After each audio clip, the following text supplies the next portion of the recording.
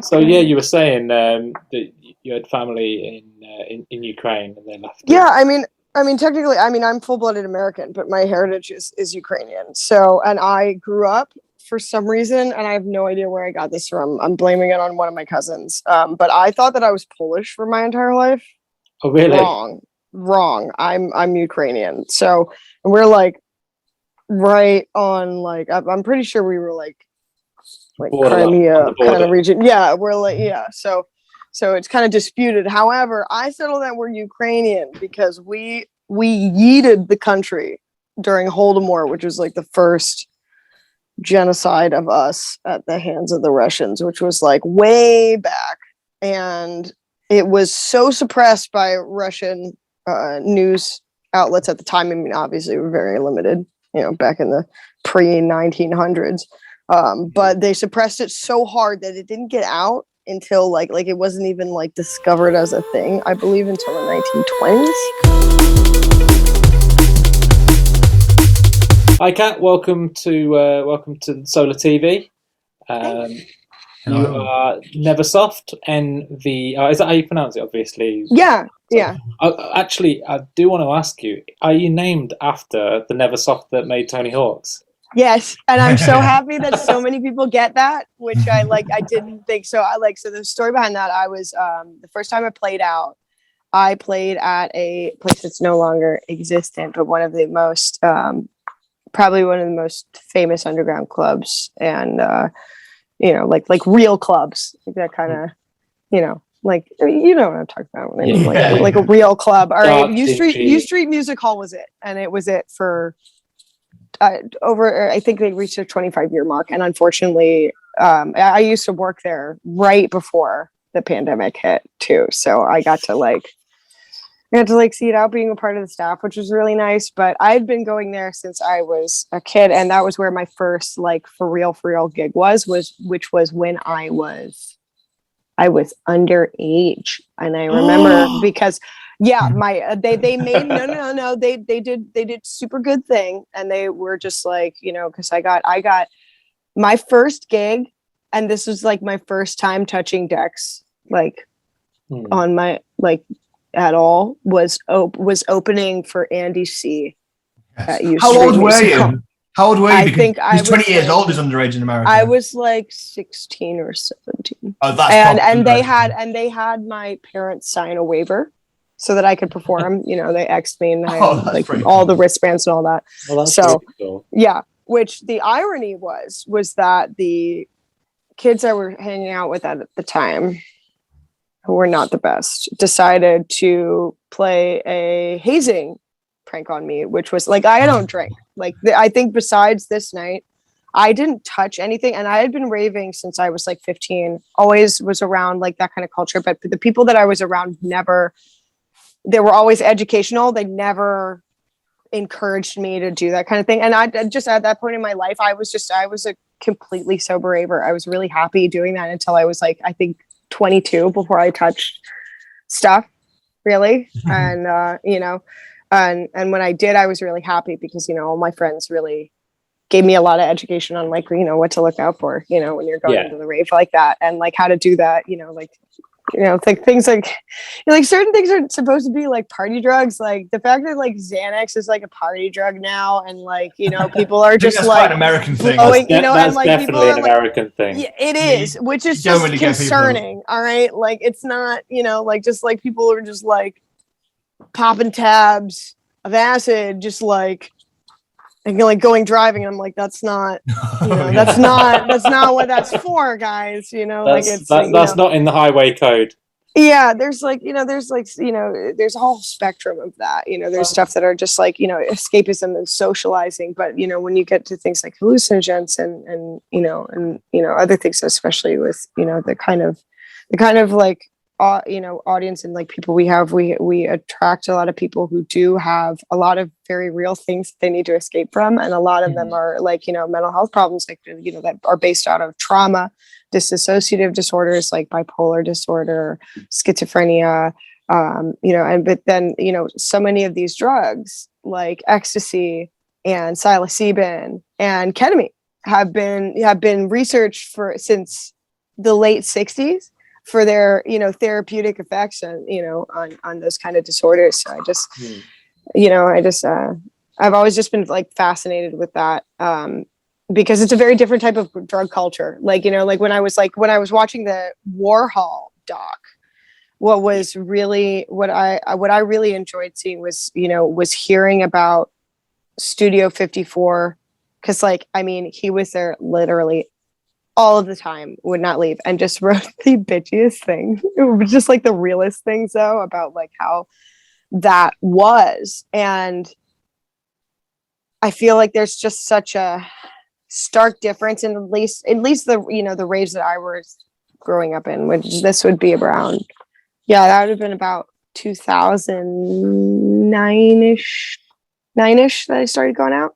And I went out with one of my friends and I found a drop point flyer, like when it was like, they used to have like a thing called like the buzzboard or whatever. They had like forums, and we just found this warehouse party in the same neighborhood that I'm in now. And I just remember just the immersive experience of that. And it was just, that was just a kind of very different time to be. I mean, I guess like, I feel like in the world, like substances are never new, but like, there's like a time in the world where they are new, like the 80s where it's like, okay, cocaine exists. Like as if, people hadn't been like chewing coca leaves in Colombia since, the dawn of man.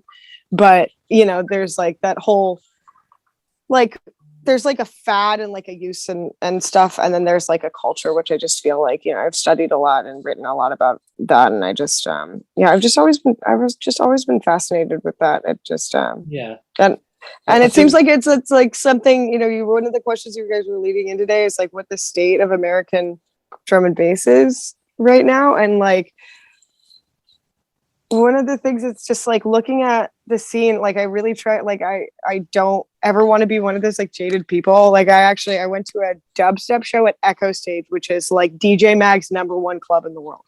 All right. And shout out to Echo. I absolutely love everybody that works there. I'm close friends with a lot of the staff members. They run an amazing club. But it's very, like the people that are going to shows now are college kids that are like frat kids that are coming to like drink and like get obliterated and like listen to some rhythm or whatever. Or at least that's what I, thought. And I went to like this dubstep night. I went to go see Resco. All right. Yeah. Because I have been speaking with Resco and I love him. All right. He's sent me some tunes a while back and like told me he was like not playing around with the drum and bass thing. He was like fully going into it, like, whatever. And I was like, okay, well, I'm going to go see him to see if he's, lying or not. He was not lying. Yeah. He was 100% not lying. And it was such an incredible set. And I remember just being up because I was up in there's like the one, what we call like the pit, the GA section of Echo Stage, which is just like a madhouse. It's just a sea of people. And then there's like the upstairs where like the tables and stuff are. And they have the balconies. And I was just in the balconies and I just like looked over and I saw this young girl. She must have been like, like early 20s, like mid 20s, and her boyfriend in the UKF limited edition 174 baseball jerseys. Yeah. Which was like the last thing that I expected to see there. And they were just jamming out the hardest for Resco, and like I like had to go up and make friends with them. they were my. How does it compare to say Fabric?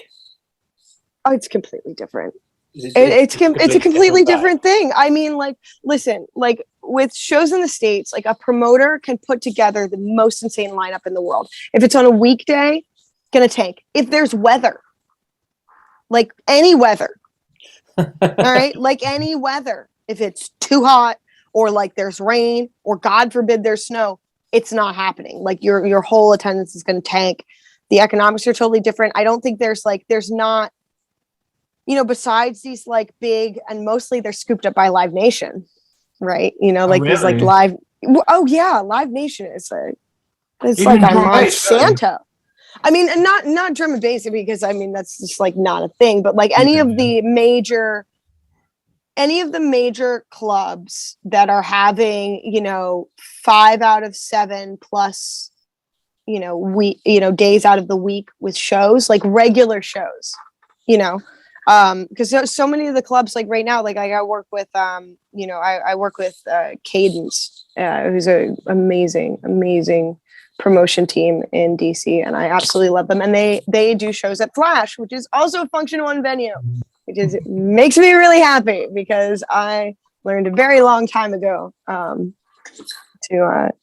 to trust Function One venues more than any other venues in the world. Does a drum and bass show in America pull the same crowd as a dubstep show, or even close at the moment? No, not at all. Not even close. Not at all. Not even like a top tier D&B compared to a mid tier. Yeah, no. Like getting like a, like, I mean, like you guys would sneeze at a 750 person crowd. All right. I mean, but that's not like irregular or crazy. I mean, like, unless you're running like a festival, like a club night, that is so, no, you're not going to pack out. Okay. I mean, like, you might pack out a smaller club, but it's going to be like a 500 under, unless you're in like New York City or LA, maybe. Kat, I could see that happening. Kat, one thing that is growing in the American drum and bass scene is the amount of drum and bass producers. Everywhere you look, people are smashing it. People like you, Airglow, Abducted Recordings. You must feel very proud being one of the catalysts for bringing about this sea change. Can you tell us a bit about the people who have inspired you to be the artist you are?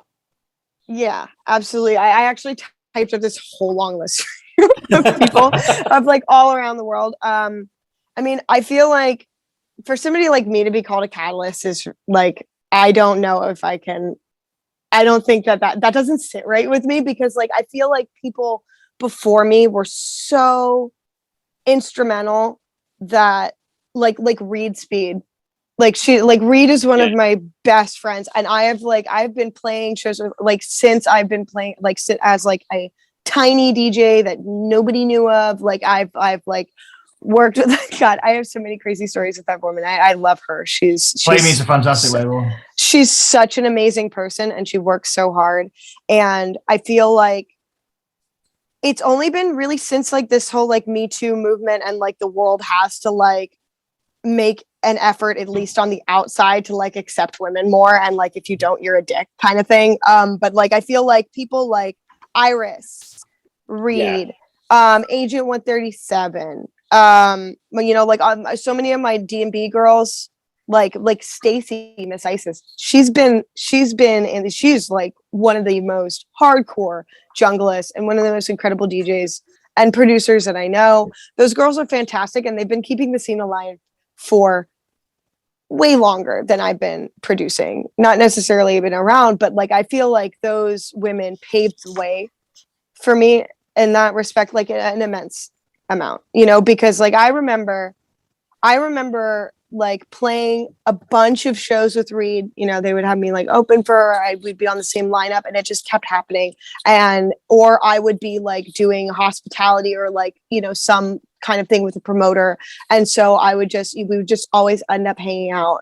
And when I was in New York, we ended up, she was living in New York at the time, and we would go out to raves and just like be like normal people together on the dance floor. It was really fun. But like, I remember getting like, it was so weird. Like people spread these like really nasty rumors around like I was making up that we were friends or something, or like basically we were just player hating.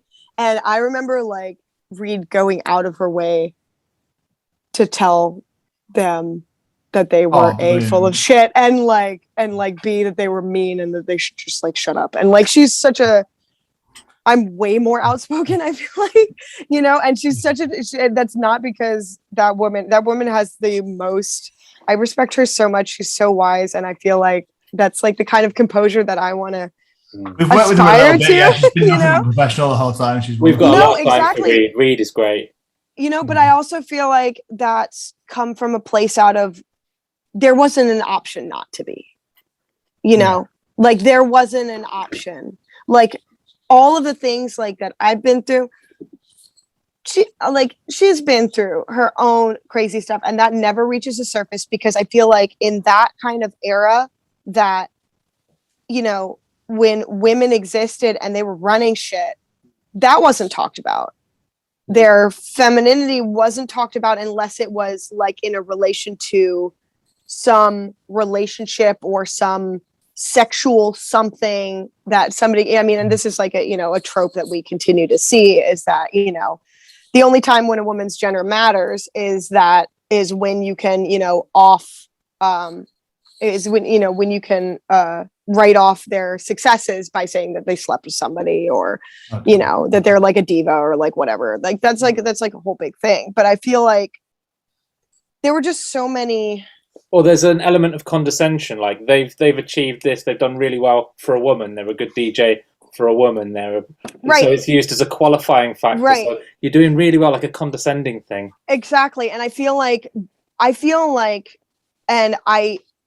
and this is just my opinion. Obviously, I can't, I can't speak for these women. I don't want to, but like looking back, I feel like that was an incredibly, even more oppressive and dangerous environment to operate as a powerful, as somebody who's equal, if not better, to your peers.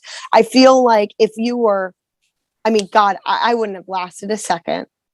I wouldn't have lasted a second back anywhere from maybe in like the 90s, but honey, from 2000 to like 2015, I don't think that was a thing. I think you really had to stay silent about so much, or you face dire consequences. Yeah. And like that's still a reality. And like I'll be able to go into that more soon. But like there are things that there's a risk to speaking out about these things. Yeah. Like there's a risk for me if I have a drink in my hands anytime before I'm seen on stage. Okay. Really? Because I've caught people trying to roofie my drinks before sets, like really? Like 5 or more times. Oh my God. So that's a thing. But also because I know that's horrific. That if I made a mistake during a set and I had been seen with anything, even though that's completely normal, everybody has fun. Like in England, you guys just like, it was mind blowing going to Fabric, because like you could enjoy that party being on the lineup and working. Like you could like just, it didn't, as long as you're not being, a nuisance and like causing problems with people, nobody cares what you do. As long as you're like safe and not harming other people, it really doesn't matter. It's nobody's business. Might be a silly question, but is Fabric your favorite venue that you played? Absolutely. That's home to me. Yeah. That was such a completely life-changing experience, not just from like that, because I went into it knowing that was my formal scouting. Like we had already signed a 3 EP deal, they had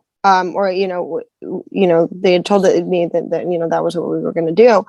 But that was our first night ever at Fabric. And I knew that it was the 20th anniversary. And I also do my research because I've been listening to the drum and bass show since I was like 13 years old. So I used to hear about Fabric nights every single weekend when Friction would talk about them every single weekend. And I used to dream about the day that I would go to. I used to dream about what it looked like, and my first day that I would go to Fabric. And my first day there, I made a history there, and I didn't even know it.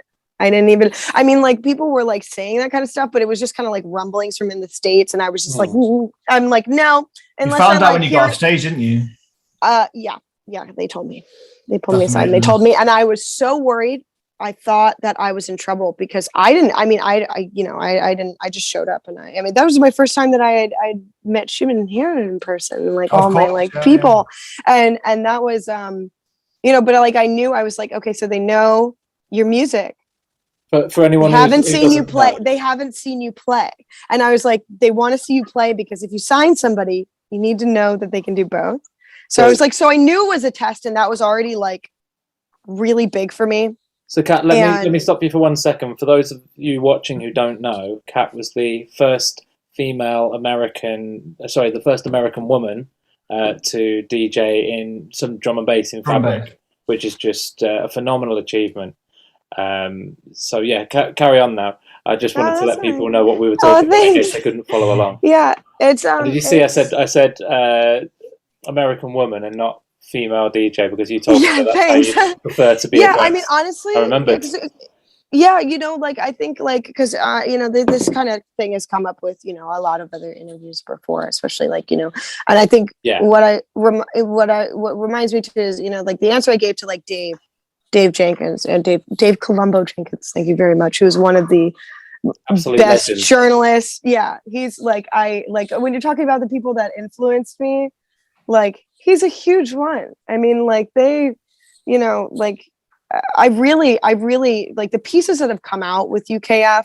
Like I worked with Dave specifically because I trusted him, and I didn't trust anybody else. This is not like like because these are incredibly personal, and also like whatever you say, you're gonna get fire for it. Like that's just something that you have to accept. But Dave has the most integrity of any media journalist I've ever seen in my life. He's just I can't speak highly enough about him and the work that he does. No, and it's an honor to like when I went to Fabric and I knew that I was either going to pass or fail that test, and I know I passed, and I keep this. So all I remember was I remember Shimon thinking that I was tall, and we had this fight on the internet about whether I was tall or not, and I was telling him that I was short. And I was going to need a box because I also did my research, and I know that the decks in room 2 have that amazing adjustable platform. All right, but I'm like, I know those are for men, so I'm like, yo, you should tell them to get a flight case, and they're like, oh, you won't need it, you'll be fine, you're tall. And I'm like, I'm not tall, I'm 5'4", and they're like, no, you're not, you're fine. All right, so I get up there, and what do you know? I'm like going like this, and I'm like, yeah, I need a flight case. So it turned out that, I was so nervous. I was so absolutely nervous. The night was like, I didn't know like the capacity, and every single room was so packed. And I think I was one of 2 women, period, on the lineup that night. I think, come on. I don't, nope. Old school. Rap. This could be a long game. Yeah. It was rap. That's it. Yeah. That was really cool. I didn't get to connect with her, but I noticed that. But I also knew that they were opening the club an hour early. It was from 11 to 7 that night, not 12 to 7. Oh. So all I remember is the room just being really, really empty. And I put this like timer on my phone because I get completely lost in it because I don't have decks at home. I have never owned them. I've literally always practiced when I played. And there was so much that there was such a toxic culture when I was like DJing through, like I used to have these dudes, like other like local DJs, like when I started to get like better slots, or fill the crowd more, or do my job, I'd be like looking out to see all my friends and like packed floors, and I'd have these grown like near 50-year-old men just like suffocating me behind the decks, like and I'm not talking like one of them, I'm talking like multiple of them, and they would just sit there and haze me. They would just say that I was just a whore that didn't belong there. I couldn't beat match to save my life. I mean, they're just berating for like the whole hour, and this happened every time I was on a lineup with those guys. Every time. And so I used to like get panic attacks so bad that I would like visually black out, but I would always still be able to hear.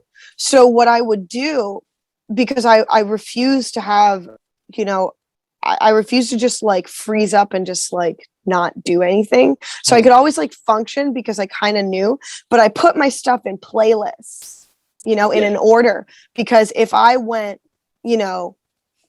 Miles Davis on it, all right, like I needed to be able to like function through.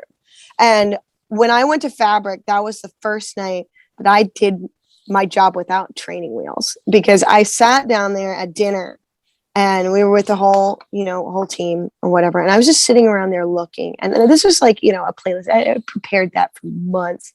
All right. And I just sat around looking and just thinking, you might get signed tonight, and look around at everybody around you. Do you think that they're going to go up there with playlist tonight? Amazing. And do you want to do this the way that you've known, or do you want to do it the right way? Yeah.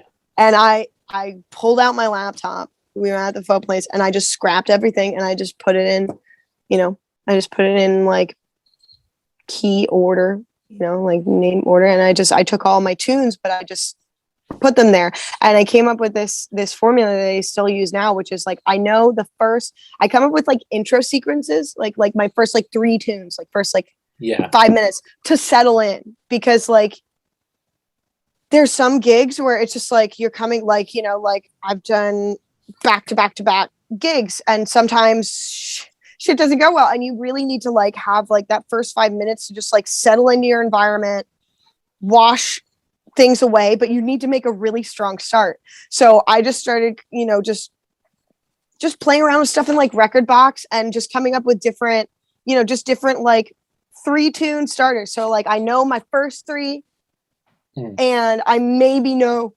1 or 2 tracks that I really want to include. Otherwise, everything is in between.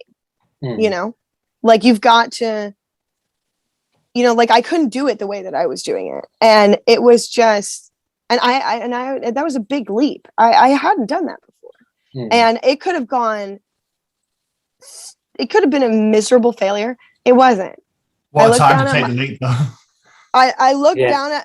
I mean, I think that's the time when you need to take leaps, though. For sure. Is it because it's like, if I had done that with the playlist that I planned, I'd have felt like I didn't really earn it. I cheated. All right. It doesn't matter. It doesn't matter that it's not pre-recorded. It's still not. It's still, and I knew that it wasn't. And I was like, if this is going to be who you are, like, I can't, like, that was the moment where I was out of, like my like dungeon of the pond. That was, oh, my hometown hates me, but like that cliche is kind of true. Well, I want to circle back to what you were saying. I want to circle back to what you were saying about those dudes. I've never heard anything so fucking grim, like honestly, surrounding you and berating you. Like, what gives them the right to do that to up and coming artists? I don't know. What do you think their motivation is for acting like that? It's just there are people who are artists and people who are hobbyists, and I think the function is just like, even when I'm like, I am not doing hot right now in particular, but you know what? Every time that I see my peers succeed on my newsfeed, I genuinely get happy about that. Whether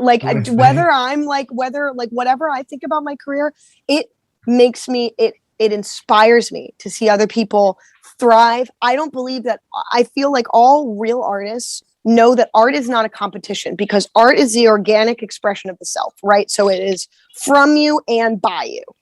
If it's from you but not by you, it's a product. If it's by you but it's not from you, it's a product. All right. But if you have those 2 things, that is art. And if everybody in the world decided that they wanted to make art, there would be room enough for everybody, because no person who is genuinely doing art can ever make it the same way as anybody else. We all have lots of common ties, and but there's just, and those ties make it beautiful. Like, all the people that I looked up to, I have the privilege of saying that a lot of them are my friends now, and who made my career. And when it came down, and I don't like to say that some people matter and some people don't, but I mean, anybody that hasn't made a track of their own in their entire life, or really it's okay if you DJing on any level is fine. There's no right or wrong way to do it. But the only thing that's wrong is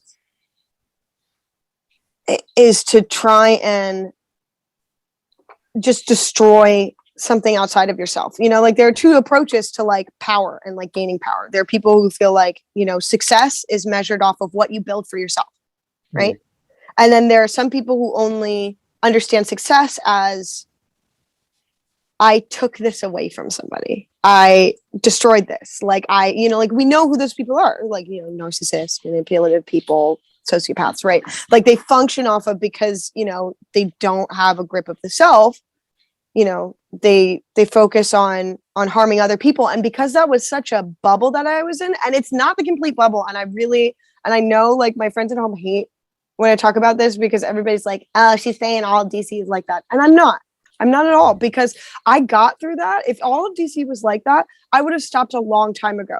And the reason I didn't stop, even with all that shit, and it was powerful, because I mean, these were the guys that were running, that they were hot shit, running all the underground, like I had to be in their favor. Well, no, I didn't, because even though they hated me more than anything else, I still got booked. I still kept getting booked because my friends kept demanding me. And when I did play, there were people and they were fun and I had fun. So it was just this like weird dichotomy of like having just like a nightmare behind you, but like visually seeing that obviously can't be true, because if you sucked that bad, there wouldn't, be that physical. It was just like the most intense form of like gaslighting that I think that I experienced.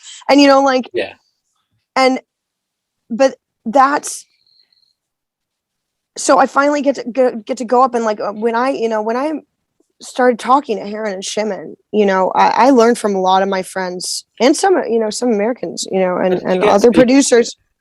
That's a great story. So it's a little bit of a long one, but it's a great one. So, in 2017, I was extra annoying in America. I was like playing like everywhere stateside. I mean, like everywhere. And a lot of those shows were just by acts of God. There were two things that always happened. I was never on a bill, but always on the same plane and with always taking planes with Renee LeVice together. Yeah. Like connecting ones. And we were never going to the same place. It was maddening. And then I played a lot of shows with Larry and T, with Calix and TV. Yeah. And at one of them, Larry and I are really similar in our personalities. I think, we're wacky and extroverted and we talk a whole lot. And we just got along really, really naturally. And when we were playing this festival down in the Carolinas, he asked me, when my birthday was. And I said that it was August 2nd. And he said, well, that was really funny because they were playing the main stage at Let It Roll that year. Whether, I don't know if it was 2017 or 18, I can't remember, but it was before, 2019. And he was like, well, I can't get you a hotel, but I'll send you two backstage tickets. And you're going to come. And I was like, yeah. Americans are gullible, but you shouldn't play mean jokes on us like that, And like literally 3 seconds later, I had passed this Let It Roll and I was like, okay, fuck it. Let's go. I had never been to a festival outside of the States. So I went there and I was just like, why? And he was like, well, I think he was like, I think there are a lot of people who are there who you need to meet and a lot of people who need to hear your music. And like, cause I had been sending, like, since we had been playing shows together, like I sent Larry's given me so much advice over the years and just like that, like genuine, like real ones too. Like I can talk to him about anything. And so I just been sending him my shit since I had been making it. I must have like my first sketches, like weeks old, and just stuff like that. And so he dragged me over there. And when I was over there, all my friends who were like watching, me from, because it's expensive as hell to bring somebody from the United States with the visas and the plane tickets and the fact that like, it's a big risk whenever you bring, an out of country talent. You don't know what those numbers are going to, right. That's always a question mark, right? It's a risk, especially when you're not like, blowing up the planet. Like that's like, not a thing that happens. So when I was over, at Let It Roll, I got invited to Viper Night at the Egg. That year I got to finally, Christian, Toronto's Broken, and I had been talking for tons of time and had been wanting to collab. And that was I got an opportunity to go over and sit in the studio with him. And that's when we finished Body Them. Oh, it's great, Jim. Yeah. And he invited me to Viper Night at the Egg. And it was this magical moment where it was my first time in a country and nobody knew who I was. and I wasn't playing and I wasn't working and I got to get drunk and enjoy the party. All right.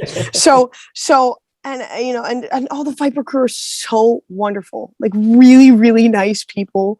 And I just hadn't been around, especially like, just, I know like this sounds weird, but like, and I don't want to make it sound like all American men are this way, but there's a very stark line between like your homie dudes and like, they're like, like they're not nice. And like, there's like dangers. And I'm sure, the grass is always greener. And, I know you guys deal with your own stuff, but like, nobody, it felt like I wasn't an object. I wasn't something to be preyed upon. Like I just felt like I belonged and I felt safe and I felt protected in all these places. And so I went there and I get drunk with all the boys and we're like downstairs by the bar and I meet this dude in a red t-shirt and he's so buffest dude I've ever seen. Feel like he could flick me with his pinky finger, but he has the most infectious laugh and the best smile I've ever seen in my life. He's like a brother to me. I remember laughing harder with Trim that whole night than I think I've remembered laughing in my entire life. Like I don't even remember it. I don't think I don't know what it was, but we just really got along. And at the end of the night, he's like, "No, Kat, I don't like Americans, but I like you. You're funny, and I bet you make good music. Would you show me your music?" And I'm like, "Yeah." And I'm like, "He's never gonna remember this." I'm like, "But it means a lot to the end." I'm so drunk I can barely work my screen. You're never gonna remember this, but it means a lot to the end, You've honed your London accent pretty well, haven't you? Right. So I go back to my friends, my friends, Jenny and Alex's house who were hosting me. God bless them. The Hexagon crew in London. They're a small underground crew. Throw amazing parties, and they booked me for my first official gig in England was with them around the same period. But I was bumming at their house, and so I just shot an email to Heron with a bunch of my tunes at like 4:30 in the morning, or whatever, after the night. And I'm like, and then I get this like email back at like 5 or like 5:20, and he's like, "Yeah, I shot these just shimming. Yeah, he likes them. Do you have more?" Nice. And I was like, and then I like read like then it all clicked in my brain, like who I was talking to. Like I remember, and I was like, "You stupid idiot." Like I was like, "You stupid." It was right there. It was right there. And then I was like, "Oh my God." And then I remember like looking back in my iTunes library and like, I have like 90, like I have like a lot of Shimons tunes. And like spanning back, I think the oldest one I have is from 97, which I played at Fabric. Yeah. Nice. And like, I was like, "You have been there all along." And like, there was so much I didn't know. I mean, because we get, the difference between our scenes really is like, yeah, there's an underground scene here, but it's not fueled with like the production that the underground scene in the UK is, right? Like this is like your scene is all based on production and producers. It's very rare that you have a DJ and just a DJ. I mean, like to get on, like think about like people who are like on big lineups. They're not just DJs. There's none of them. They're all producers, and they don't run off a tenure. It's because they're still making shit that's fucking it's very competitive. You've got to keep up, and I feel like that's what pushes the underground scene, because the underground scene is always revolving around what that emerging sound is, right, and whatever, and it's being pushed by producers who have not broken through yet, whatever, but they still get they grow up through those roots, and there's this whole different culture, right? But in America, underground just means that you're not a like licensed venue, and that really doesn't, it's just totally different. And I feel like there's so much gatekeeping, and like if there was somebody to be gate kept at Fabric, it would have been me. All right, like Like, and that would have been fine because like, what business did I have in like room 2 of all places? All right. Like, it wasn't like I was like, you know, playing in the attic. Like I was testing out in room 2. And that was like, you know, that was like a, you know, that was a really big deal. And like, I remember like people like getting hinted, they were like, you're going to be the first one. And I was like, no.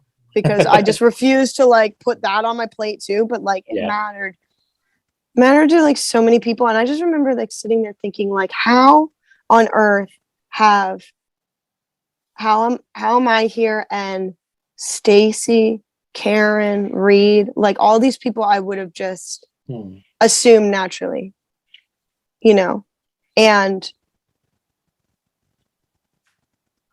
that just it was very humble, you know. It's really humbling because you realize like I didn't get there on my own. It's not because I'm like the next, you know, sub focus or whatever. Like I got there because people paved that way over decades. Yeah. And like it was the right place at the right time, and I put myself out there still, even with all like you know, I'm myself. I'm not for everyone. I'm also very atypical than I think like a typical, you know, like musician like personas, especially like online. Like I want to be a normal person on my own Facebook. Yeah. I don't want to just have it be a branding page for my music. I just don't.